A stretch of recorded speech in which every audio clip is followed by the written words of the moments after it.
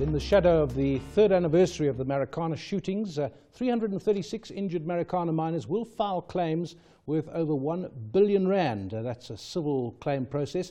Senior Counsel for the Injured Marikana miners, Advocate Dali Mpofu, SC, joins us now for more.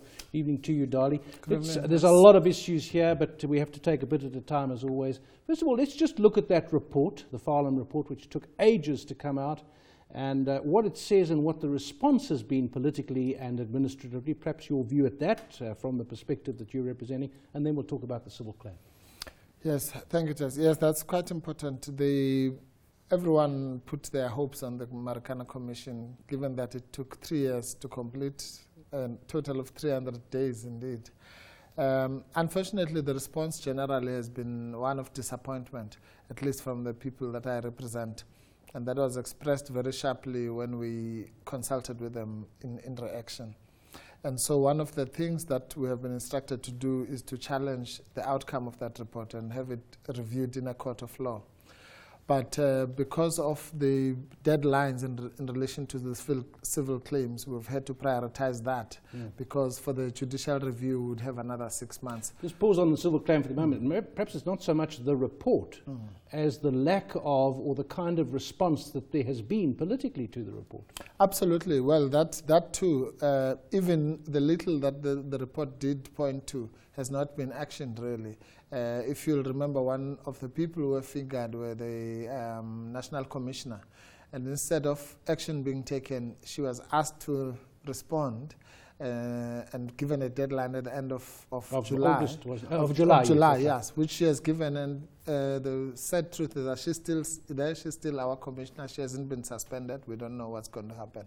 So that is the frustrating part, the lack of action, as you point out. Yeah. Also, criticism in the report, sharp criticism of the way the police went about defending the process. Absolutely.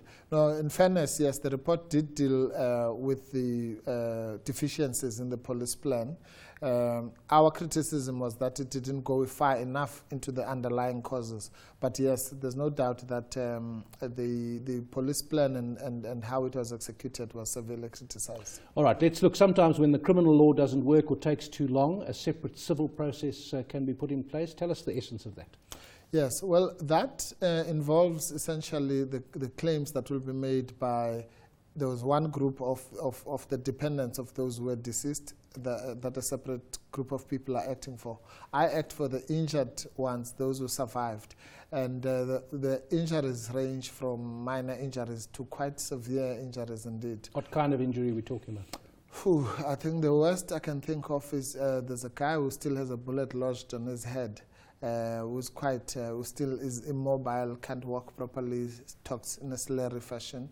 There's another one was 23 who had 7 or 8 bullets around his body. I think he only survived because of he's younger than the other people and was able to recuperate. So how long will that process take? Well, that process should take another 2 or 3 years, unfortunately. We are obviously hoping that because of some of the criticism that were leveled in the report, that the government might see it wiser to sit around the table and negotiate with the legal teams rather than putting the victims and indeed the country through another elaborate legal process. Now, looking at that, you don't have to have guilt necessarily. No. For a civil claim to proceed and to succeed. Absolutely not. Negligence is enough, and all you really should have done something or omitted to do something which caused the calamity that the person suffers.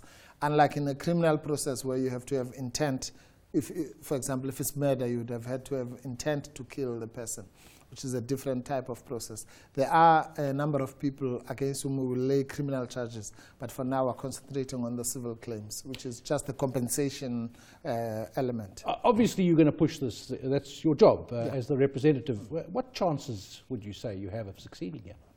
Well, on the civil claims, I would say pretty good. That is why we think that it would be sensible rather to do it on a negotiated basis, because the negligence of the police and the deficiencies in their plans, as we already pointed out, were there for all to see, and the Commission, with all its weaknesses and criticisms from us, did clearly point out that for example, that if they had waited even a day and planned it more properly, the calamity might have been prevented. So there doesn't seem to be any debate about who's at fault. Yeah. Your role is interesting. Not always the case that an advocate who's representing a group of people who've been injured and so on is also a political player for the EFF, Economic Freedom Fighters. So politically, you have a different role in relation to this, and that's pretty explosive as well. Well, yes. Well, yes, I try to separate those roles. So the EFF has issued its own statements and criticisms, and indeed precipitated a debate last Thursday in Parliament where all political parties participated, but it was actually called by the EFF because the EFF regards this as one of the central issues in this program. Indeed, the EFF was born out of partly out of this particular crisis. That is Senior Counsel Dali Mpofu. He is representing the Injured Marikana miners proceeding with a big civil claim.